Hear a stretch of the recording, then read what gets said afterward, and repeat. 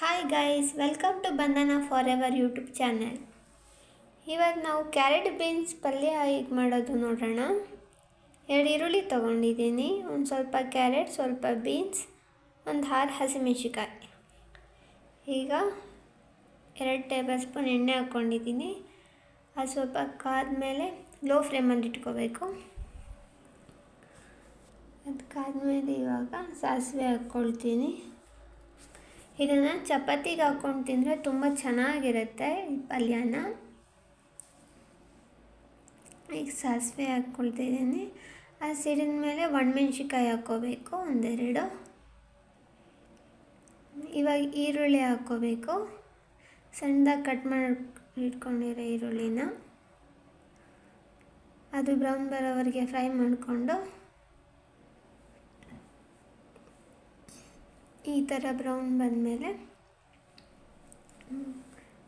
ಈಗ ಹಸಿಮೆಣ್ಸಿಕಾಯಿ ಹಾಕಬೇಕು.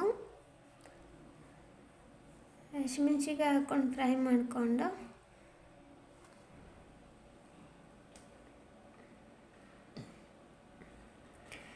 ಕಟ್ ಮಾಡಿ ಇಟ್ಕೊಂಡಿರೋ ತರಕಾರಿನ ಹಾಕ್ಕೋಬೇಕು. ತುಂಬ ಸಣ್ಣದಾಗಿ ಕಟ್ ಮಾಡ್ಕೋಬೇಕು ಕ್ಯಾರೆಟ್ ಮತ್ತು ಬೀನ್ಸ್.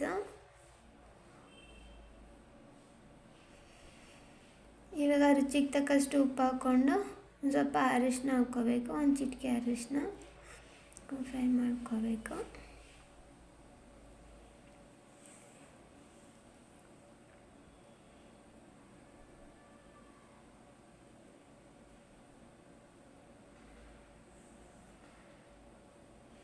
ಈಗ ಒಂದು ಚಿಕ್ಕ ಲೋಟದಲ್ಲಿ ಸ್ವಲ್ಪ ನೀರು ಹಾಕ್ಕೊಂಡು ಬೇಯಿಸ್ಕೋಬೇಕು. ಒಂದು 10-15 ನಿಮಿಷ ಹಾಗೆ ನೀರು ಹಾಕ್ಕೊಂಡು ಬಿಟ್ಟು ಕ್ಲೋಸ್ ಮಾಡಿಬಿಟ್ಟು ಅದು ಚೆನ್ನಾಗಿ ಫ್ರೈ ಆಗಿರುತ್ತೆ.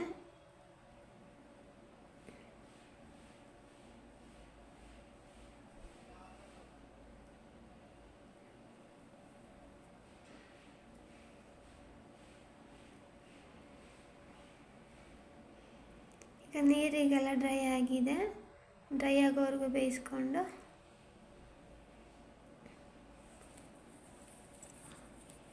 ನೀರೆಲ್ಲ ಕಾಣಬಾರ್ದು. ಈಗ